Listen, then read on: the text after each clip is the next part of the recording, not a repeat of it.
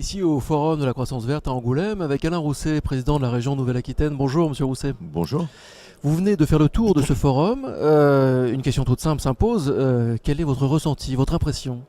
Je suis impressionné de la diversité, de la richesse, de la pertinence, de la créativité de tous les projets.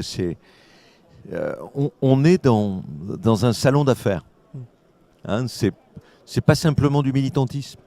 On voit bien qu'on arrive dans un autre monde où on va concevoir notre mobilité différemment, plus électrique, plus durable, moins de CO2 dégagé, où notre habitat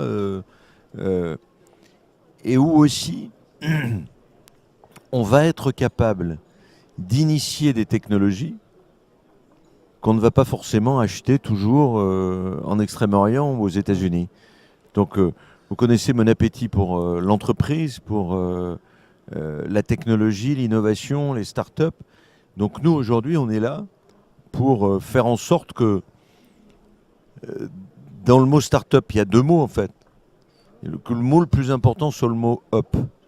Comment je passe de 2 salariés à 40, 100 Et on le voit ici, il y a beaucoup de start-up, beaucoup d'entreprises, notamment grâce à l'économie circulaire, qui se servent dans les richesses de la région. Et bien sûr. Et on s'aperçoit d'une variété incroyable. Oui, mais comment dire, à titre personnel et sans être prétentieux, je ne suis pas surpris. D'abord parce que quand on s'intéresse à la création d'entreprises, au développement industriel et technologique, on voit bien que c'est une des conditions de passer d'une masse d'énergie fossile considérable aux énergies renouvelables.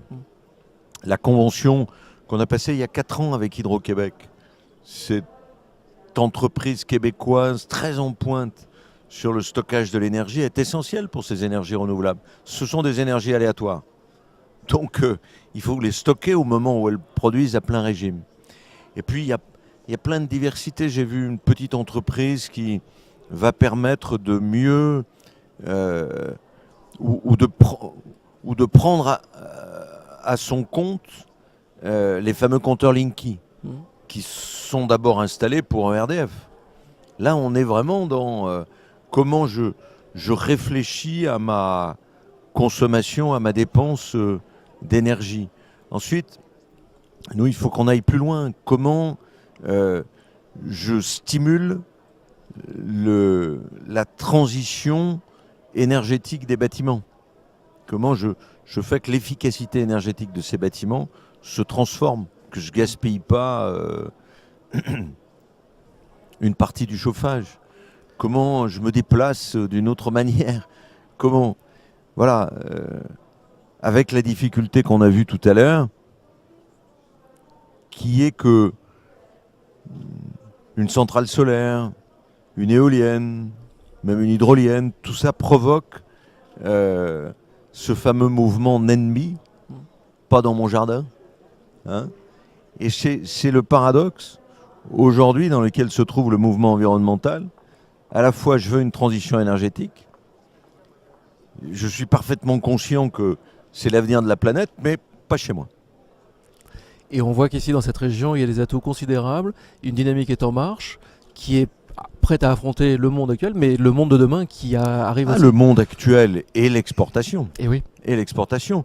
Regardez les bornes de recharge rapide. Vous avez 2 entreprises de la Nouvelle-Aquitaine qui sont présentes ici. Regardez la façon avec laquelle on va chauffer demain les serres à partir de l'énergie résiduelle des puits de pétrole. Ouais. C'est un beau retournement. C'est une belle économie circulaire. Et qu'à l'intérieur des serres, non seulement on va créer 10 emplois par hectare, mais en plus, on va avoir des produits qui n'auront jamais été traités par la protection de la serre. Donc, on est vraiment dans un modèle très stimulant intellectuellement parce qu'il y a du sens. Et dans un modèle